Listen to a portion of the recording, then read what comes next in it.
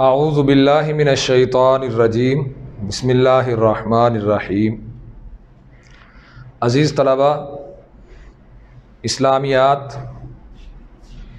کا آج ہمارا آن لائن کلاسز کے سلسلے میں چوتھا لیکچر ہے، اور یہ لیکچر جو ہے یہ الدرس الثالث الف سورۃ الانفال کی آیات 59 تا 64 میں سے ہے، اور آج ہم اس سبق کی صرف 3 آیات پڑھیں گے، 59 تا 61، 59، 60 اور 61۔ ان آیات کو سمجھنا آپ کی ذمہ داری ہے، اور میں کوشش کروں گا اور امید کرتا ہوں کہ انشاءاللہ آپ اس لیکچر سے ان آیات کا مفہوم، ترجمہ اور مافی الضمیر جو ہے آپ اچھی طرح سمجھ سکیں گے۔ تو آئیے آغاز کرتے ہیں۔ اعوذ باللہ من الشیطان الرجیم، بسم اللہ الرحمن الرحیم۔ ولا يحسبن الذین کفروا سبقوا، ولا يحسبن الذین کفروا سبقوا، اور کافر یہ نہ خیال کریں کہ وہ بھاگ نکلے ہیں۔ انہم لا یعجزون، وہ اپنی چالوں سے ہم کو ہرگز عاجز نہیں کر سکتے۔ پھر سنیے، ولا یحسبن الذین کفروا سبقوا، اور کافر یہ نہ خیال کریں کہ وہ بھاگ نکلے ہیں۔ یہ خطاب ہے ان کفار سے جو میدان بدر سے بچ کے بھاگے تھے، جن کو شکست فاش ہوئی تھی، اور یہ لوگ میدان سے جب بھاگے چلے گئے تو اللہ رب العزت نے ان کے بارے میں ارشاد فرمایا ہے، وَلَا يَحْسَبَنَّ الَّذِينَ كَفَرُوا سَبَقُوا، اور کافر یہ نہ خیال کریں کہ وہ بھاگ نکلے ہیں۔ اِنَّهُمْ لَا يُعْجِزُونَ، وہ اپنی چالوں سے ہمیں ہرگز عاجز نہیں کر سکتے۔ اس کے بعد کفار جو میدان چھوڑ کے بھاگ نکلے تھے، ان کو یہ کہا جا رہا ہے کہ ایسا نہیں ہو سکتا کہ تم میدان سے بھاگے ہو تو لہٰذا تم اللہ کی گرفت سے دور چلے گئے، تم جہاں بھی جاؤ گے اللہ کی گرفت میں رہو گے۔ یہ اللہ رب العزت نے تمہیں مہلت دی ہوئی ہے۔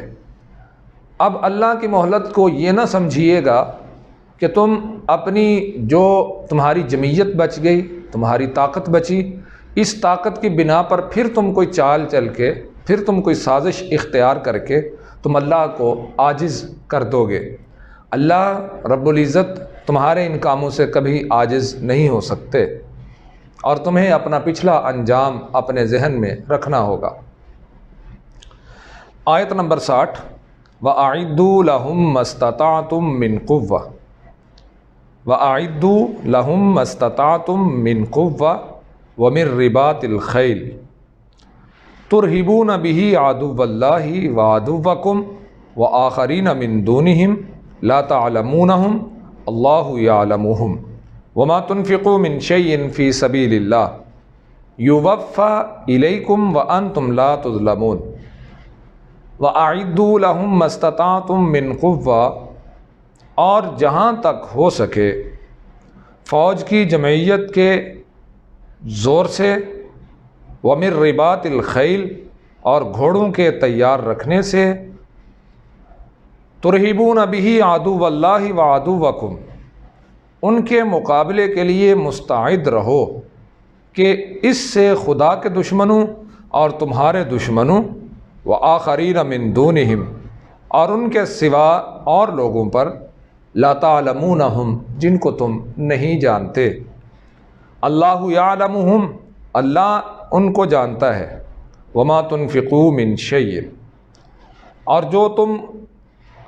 اور تم جو کچھ راہ خدا میں خرچ کرتے ہو، یوفا الیکم، اس کا ثواب تم کو پورا دیا جائے گا، وانتم لا تظلمون، اور تم پر ظلم نہیں کیا جائے گا، مطلب اور تمہارا ذرا نقصان نہیں کیا جائے گا۔ وَأَعِدُّوا لَهُم مَّا اسْتَطَعْتُم مِّن قُوَّةٍ، اور جہاں تک ہو سکے فوج کی جمعیت سے کے زور سے، وَمِن رِّبَاطِ الْخَيْلِ، اور گھوڑوں کے تیار رکھنے سے، تُرْہِبُونَ بِهِ عَدُوَّ اللَّهِ وَعَدُوَّكُمْ وَآخَرِينَ مِن دُونِهِمْ لَا تَعْلَمُونَهُمْ۔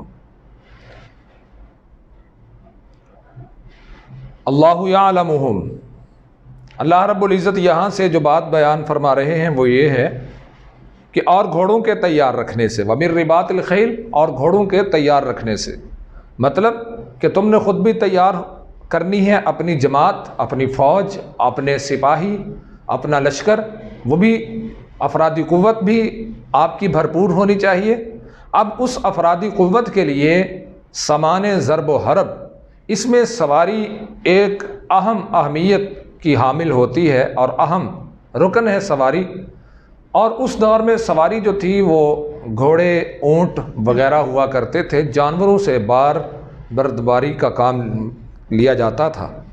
تو اس لیے اللہ نے یہاں پر یہ بات فرمائی کہ وَمِن رِّبَاطِ الْخَيْلِ، اور تم نے اپنے گھوڑے تیار رکھنے ہیں، اپنے گھوڑوں کو تیار رکھنا ہے۔ مطلب کیا ہے کہ تم کسی بھی حال میں ہو، ہر حال میں تم نے کفار کے مقابلے کے لیے تیار رہنا ہے۔ موجودہ دور میں ہم یوں سمجھ سکتے ہیں کہ ٹیکنالوجی میں تمہاری تیاری ایسی ہونی چاہیے کہ تم کسی بھی صورت میں عالم کفر سے کم نہیں ہونے چاہیے، بلکہ ان کے مقابلے میں ان کی برابری کرنا تمہارا فرض ہے۔ اللہ رب العزت فرماتے ہیں یہ کام کیوں ضروری ہے، کیوں تم نے اپنی افرادی قوت کو جمع رکھنا ہے، آپس کا اتحاد رکھنا ہے، اور پھر اپنے لیے اپنے گھوڑے تیار رکھنے ہیں۔ ترہبون بہ عدو اللہ وعدوکم، اس لیے کہ ان کے مقابلے کے لیے مستعد رہو کہ اس سے خدا کے دشمنوں اور تمہارے دشمنوں، وآخرین من دونہم، اور ان کے سوا اور لوگوں پر، لا تعلمونہم، جن کو تم نہیں جانتے اور خدا جانتا ہے۔ اللہ یعلمہم، اور خدا جانتا ہے۔ یہ جو ترہبون لفظ گزرا ہے، پیچھے چلیے تھوڑا سا، من قوت ومن رباط الخیل، کہ یہاں پہ جو کہا گیا ہے کہ اور جہاں تک ہو سکے زور سے اور گھوڑوں کے تیار رکھنے سے ان کے مقابلے کے لیے مستعد رہو۔ اس کے آگے ہے ترہبون بہ، اس ترہبون بہ کا جو ترجمہ ہے وہ اس جملے کے اینڈ پہ آ رہا ہے کہ جہاں پہ اللہ رب العزت فرماتے ہیں لا تعلمونہم اللہ یعلمہم، جن کو تم نہیں جانتے اور خدا جانتا ہے۔ ان لوگوں کے خلاف تم اپنی جمعیت تیار رکھو، اپنے گھوڑے تیار رکھو، ہوگا کیا؟ ترہبون بہ، کہ ہیبت بیٹھی رہے گی، تمہارا خوف ان کے دلوں میں بیٹھ جائے گا، تمہاری ہیبت ان کے دلوں میں بیٹھ جائے گی، اور تمہارے ہر لمحہ وہ تم سے خوف اور خطرہ محسوس کریں گے۔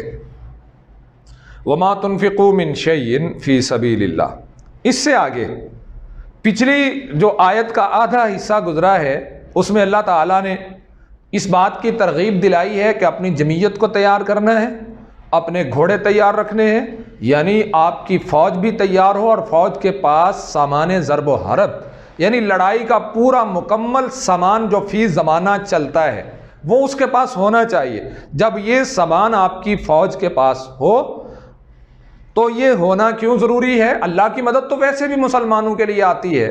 اللہ تعالیٰ نے اس صورت میں چونکہ ابتدا سے لے کر اب تک میدان بدر کے حوالے سے گزارشات ہیں، اور میدان بدر کے حوالے سے یہ صورت اللہ رب العزت نے نازل فرمائی، اور اس غزوے میں جو واقعات اہم پیش آئے اللہ نے ان کو بیان کیا ہے۔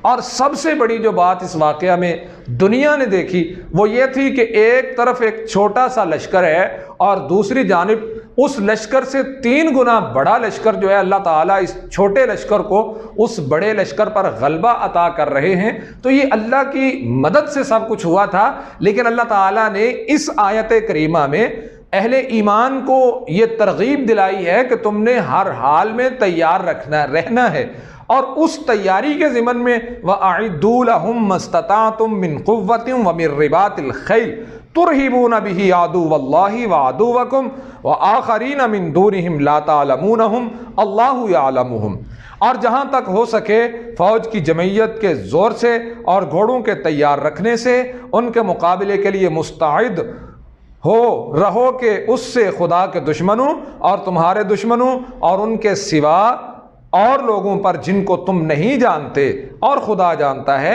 ہیبت بیٹھی رہے۔ یہ اس لیے تم نے اپنی تیاری رکھنی ہے۔ آج اگر ہم اپنے ملک کی سطح پہ اپنے ملک کے دفاع کے لیے اگر ہم اپنا سامان ضرب و حرب یعنی ٹینک تیار کرتے ہیں، ہم میزائل تیار کرتے ہیں، ہم دیگر اسلحہ جو بناتے ہیں اپنی افواج کے لیے، تو یہ اس آیت کریمہ کے ضمن میں ہوگا۔ اور یہ کیوں تیار کرتے ہیں؟ اس کا مطلب یہ نہیں کہ ہمارا یہ اسلحہ لڑے گا، ہمارا اسلحہ نہیں لڑے گا۔ آپ دیکھیے دنیا میں ایسی لاتعداد مثالیں موجود ہیں کہ کفار کے پاس مسلمانوں سے بڑھ کر اسلحہ ہے، مسلمانوں سے بڑھ کر کفار کے ممالک کے پاس ان کی ترقی ہے، سب کچھ ہے، لیکن جب میدان لگتا ہے تو اللہ رب العزت اہل ایمان کو فتح عطا کرتے ہیں۔ تو فتح کیوں عطا کرتے ہیں؟ فقط اس لیے عطا کرتے ہیں کہ وہ میدان میں آئے۔ جب مسلمان اپنے سارے سامان کو لے کے تیاری کر کے چاہے تھوڑا ہی کیوں نہ ہو میدان میں اترتا ہے تو پھر اوپر سے اللہ کی فتح اور نصرت نازل ہوتی ہے۔ اس لیے اللہ تعالیٰ نے یہ بات بیان کی کہ تم نے اپنی فوج کو بھی تیار رکھنا ہے اور اپنا سامان ضرب و حرب، اپنے گھوڑے تیار رکھنے، دیگر جتنی بھی چیزیں مقابلے کے لیے لڑائی میں ضروری ہیں ان کو تیار رکھنا ہے۔ تو یہ تیاری کیسے ہوگی؟ اب سوال یہ ہے کہ ہم کیسے یہ تیار کر سکتے ہیں؟ وہ بات اللہ اس کے اگلے حصے میں فرماتے ہیں وَمَا تُنْفِقُوا مِنْ شَيْءٍ فِي سَبِيلِ اللَّهِ يُوَفَّى إِلَيْكُمْ وَأَنْتُمْ لَا تُظْلَمُونَ۔ وَمَا تُنْفِقُوا، اور جو کچھ تم خرچ کرتے ہو، وَمَا تُنْفِقُوا مِنْ شَيْءٍ الگ الگ سمجھ لیں، وَمَا تُنْفِقُوا، اور جو تم خرچ کرتے ہو، من شیئن کسی چیز سے، فی سبیل اللہ خدا کی راہ میں، اللہ کی راہ میں، یوفا الیکم وہ پورا پورا تمہاری طرف لوٹایا جائے گا، وانتم لا تظلمون، اور تم پر ہرگز کوئی ظلم نہیں کیا جائے گا۔ وما تنفقوا من شیئن فی سبیل اللہ یوفا الیکم، اور تم جو کچھ راہ خدا میں خرچ کرو گے اس کا ثواب تم کو پورا پورا دیا جائے گا۔ جی یہاں تک یہ بات سمجھیں، امید ہے آپ بات سمجھ رہے ہوں گے کہ تیاری کرنی ہے، فوج تیار کرنی ہے، فوج کے لیے اسلحہ تیار کرنا ہے، سواریوں کا انتظام کرنا ہے، تو یہ کیسے ہوگا؟ یہ جو عام عوام ہے ان کے تعاون کے ساتھ ہوگا، باہمی چندے کے ساتھ ہوگا، پیسہ اکٹھا کرنے سے ہوگا۔ جب آپ پیسہ اکٹھا کرتے ہیں، روپیہ اکٹھا کر لیا، اب جو پیسہ اکٹھا کیا ہے یہ نہ سمجھیے گا کہ یہ ضائع ہو گیا۔ اللہ تعالیٰ فرماتے ہیں جو کچھ بھی تم اللہ کی راہ میں خرچ کرو گے، اپنی افواج پہ خرچ کرنا، میدان جہاد میں جہاد فی سبیل اللہ کے لیے چندہ دینا، یہ اللہ کی راہ میں خرچ کرنا ہے، تو اللہ فرماتے ہیں جو تم خرچ کرتے ہو، جو بھی تم دو گے خرچ کرو گے اس کا ثواب تم کو پورا پورا دیا جائے گا، وَأَنْتُمْ لَا تُظْلَمُونَ، اور تمہارا ذرا نقصان نہیں کیا جائے گا۔ میدان جہاد میں تیاری کے لیے اللہ نے اہل ایمان کو یہ حکم دیا ہے کہ تم نے اپنی جمعیت تیار رکھنی ہے، تم نے اپنی سواریاں تیار رکھنی ہیں، ہر حال میں کفار کے ساتھ مقابلے کے لیے تیار رہنا ہے اور اللہ کی راہ میں مال خرچ کرنا ہے۔ اور یہ جو مال تم اللہ کی راہ میں خرچ کرتے ہو جہاد فی سبیل اللہ کے لیے، یہ اللہ تعالیٰ اس کا تمہیں پورا پورا بدلہ واپس عطا کریں گے، نیکیوں کی صورت میں، مزید مال کی صورت میں۔ اور یہ بات ذہن میں رکھیے کہ اس سلسلے میں تم پر کوئی بھی کسی قسم کا ظلم نہیں کیا جائے گا، مطلب کہ تمہارا حق رکھا نہیں جائے گا۔ وَإِن جَنَحُوا لِلسَّلْمِ فَاجْنَحْ لَهَا وَإِن جَنَحُوا لِلسَّلْمِ، اور اگر یہ لوگ صلح کی طرف مائل ہوں، فَاجْنَحْ لَهَا، تو تم بھی اس کی طرف مائل ہو جاؤ،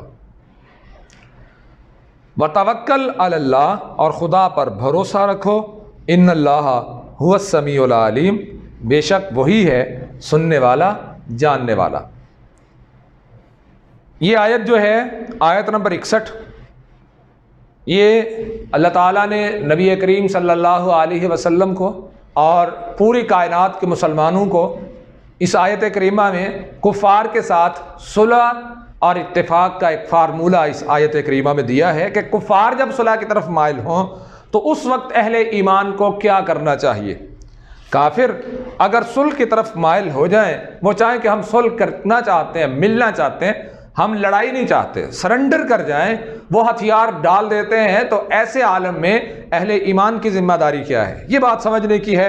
آئیے اس پر غور کیجئے۔ اللہ تعالیٰ فرماتے ہیں وَإِن جَنَحُوا لِلسَّلْمِ، پچھلی آیت میں جو 60 نمبر آیت ہے، اس آیت کریمہ میں اللہ تعالیٰ نے مسلمانوں کو کہا کہ تم نے اپنی جمعیت کو بھی تیار رکھنا ہے، تو انہیں اپنی سواریوں کو بھی تیار رکھنا ہے، اپنی افواج کو ہر وقت کفر کے مقابلے کے لیے تیار رکھنا ہے۔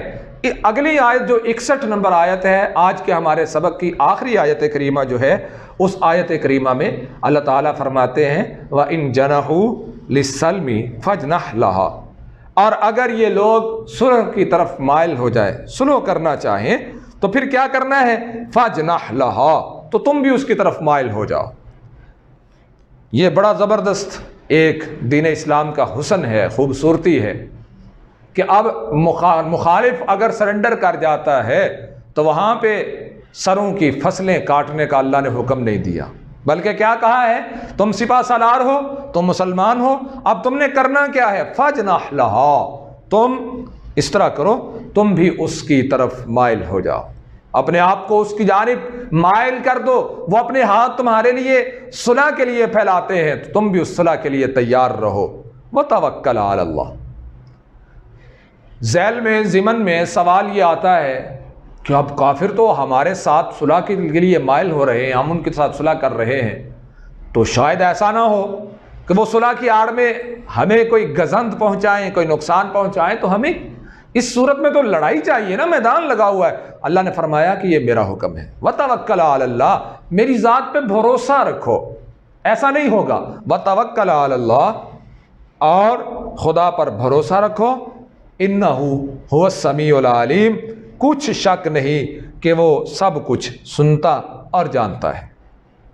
واپس مڑتے چلتے ہیں، ایک دفعہ پھر ان آیات کا ترجمہ سماعت کیجئے۔ اللہ رب العزت فرماتے ہیں وَلَا يَحْسَبَنَّ الَّذِينَ كَفَرُوا سَبَقُوا إِنَّهُمْ لَا يُعْجِزُونَ، وَلَا يَحْسَبَنَّ الَّذِينَ كَفَرُوا، اور کافر یہ نہ خیال کریں کہ وہ بھاگ نکلے ہیں، انہم لا یعجزون، وہ اپنی چالوں سے ہم کو ہرگز عاجز نہیں کر سکتے۔ جو کافر میدان چھوڑ کے بھاگے، اللہ تعالیٰ نے ان کے بارے میں کیا ارشاد فرمایا؟ اللہ تعالیٰ نے ان کے بارے میں یہ ارشاد فرمایا، اور کافر یہ نہ خیال کریں کہ وہ بھاگ نکلے ہیں، وہ اپنی چالوں سے ہم کو ہرگز عاجز نہیں کر سکتے۔ وَأَعِدُّوا لَهُم مَّا اسْتَطَعْتُم مِّن قُوَّةٍ وَمِن رِّبَاطِ الْخَيْلِ تُرْهِبُونَ بِهِ عَدُوَّ اللَّهِ وَعَدُوَّكُمْ وَآخَرِينَ مِن دُونِهِمْ لَا تَعْلَمُونَهُمْ اللَّهُ يَعْلَمُهُمْ، اور جہاں تک ہو سکے فوج کی جمعیت کے زور سے اور گھوڑوں کے تیار رکھنے سے ان کے مقابلے کے لیے مستعد رہو، تاکہ اس سے خدا کے دشمنوں اور تمہارے دشمنوں اور ان کے سوا اور لوگوں پر جن کو تم نہیں جانتے اور خدا جانتا ہے، ہیبت بیٹھی رہے گی۔ وَمَا تُنْفِقُوا مِنْ شَيْءٍ فِي سَبِيلِ اللَّهِ يُوَفَّى إِلَيْكُمْ وَأَنْتُمْ لَا تُظْلَمُونَ، اور تم جو کچھ راہ خدا میں خرچ کرو گے اس کا ثواب تم کو پورا دیا جائے گا اور تمہارا نقصان نہیں کیا جائے گا۔ اللہ تعالیٰ نے مسلمانوں کو جہاد کی تیاری کے بارے میں کیا حکم دیا ہے؟ اللہ تعالیٰ نے جہاد کی تیاری کے بارے میں مسلمانوں کو یہ حکم دیا ہے کہ تم نے اپنی جمعیت کو بھی تیار رکھنا ہے، جہاں تک ہو سکے جس قدر تم تیار کر سکتے ہو تیار کرو، اپنی فوج کو تیار کرو، اپنے سپاہیوں کو تیار کرو، اپنے لوگوں کو تیار کرو، کافروں کے مقابلے کے لیے ہر حال میں تیار رہو، اور پھر اس کے ساتھ اپنے گھوڑے، لڑائی کا سامان، سواریاں تیار رکھو۔ یہ اس لیے ہے کہ اس سے ہیبت بیٹھ جائے گی اللہ کے دشمنوں کے دلوں میں، اور جو تمہارے دشمن ہیں ان کے دلوں میں، اور جو ان کے علاوہ وہ لوگ جن کو تم نے نہیں دیکھا اور تم ان کو نہیں جانتے لیکن اللہ ان کو جانتا ہے، یہ تمام عالم کفر جو ہے سب کے دلوں میں تمہاری ہیبت کو اللہ رب العزت بٹھا دیں گے۔ اور اس کام کے لیے جو جہاد کی تیاری کے لیے تم پیسے خرچ کرتے ہو، جو اپنا مال لٹاتے ہو، یہ مت سمجھیے گا کہ یہ ضائع ہوا ہے، بلکہ اللہ تعالیٰ یہ پورا پورا تمہیں واپس لوٹائے گا، اس کا اجر بھی تمہیں دے گا، اور اس کے بدلے میں دنیا میں بھی اللہ تمہیں کسی چیز کی کمی نہیں رہنے دے گا۔ وَإِن جَنَحُوا لِلسَّلْمِ فَاجْنَحْ لَهَا، اور اگر یہ لوگ صلح کی طرف مائل ہوں، فَاجْنَحْ لَهَا، تو تم بھی اس کی طرف مائل ہو جاؤ۔ وَتَوَكَّلْ عَلَى اللَّهِ، اور خدا پر بھروسہ کرو، إِنَّهُ هُوَ السَّمِيعُ الْعَلِيمُ، کچھ شک نہیں کہ وہ سب کچھ سنتا اور جانتا ہے۔ کفار کی جانب اگر کفار صلح کے لیے مائل ہو جائیں تو اہل ایمان کو حکم کیا ہے؟ اہل ایمان کو یہ حکم ہے کہ اگر وہ صلح کے لیے مائل ہوتے ہیں، اپنے آپ کو صلح کے لیے جھکاتے ہیں، تو اہل ایمان جو ہیں وہ بھی صلح کی جانب مائل ہو جائیں اور اللہ پر بھروسہ رکھیں۔ کوئی نقصان کا خدشہ ہو صلح کر لیں، اللہ رب العزت حامی و ناصر ہوگا، مددگار ہوگا، کیونکہ وہی ہے سب سے بہتر سننے والا اور حالات کو جاننے والا۔ تو آج کا ہمارا سبق جو ہے وہ یہاں پر ختم ہوتا ہے۔ 3 آیات ہم نے پڑھی ہیں سورۃ الانفال کی۔ سورۃ الانفال کی آیات 59، 60 اور 61، 59، 60 اور 61 آیات جو ہیں وہ ہم نے پڑھی ہیں، میں نے آپ کو پڑھائی ہیں، آپ نے سنی ہیں۔ اب ان آیات کو آپ نے جو ہے وہ اس لیکچر کو، یہ میں پھر کہتا ہوں ہر لیکچر میں تقریباً میرا یہی کہنا ہوتا ہے کہ آپ نے اس لیکچر کو غور سے سننا ہے۔ سننے کے بعد اپنی اسسمنٹ شیٹ کو جو ہے وہ اسائنمنٹ شیٹ جو ہے وہ پر کرنی ہے، فل کرنی ہے۔ جتنا زیادہ آپ توجہ سے لیکچر کو سنیں گے اسی قدر آپ اپنی شیٹ کو جو ہے وہ فل کر سکیں گے، اور اسی قدر آپ جو ہے اپنے جو ایگزامز ہیں ان کی تیاری کر سکیں گے۔ سب سے بڑی بات یہ ہے کہ اسی قدر آپ جتنا زیادہ توجہ کر لیں گے، فوکس کر لیں گے، آپ کو قرآن مجید سمجھ آئے گا۔ اللہ رب العزت میرا اور آپ کا حامی و ناصر ہو۔ وما علیہ الا البلاغ۔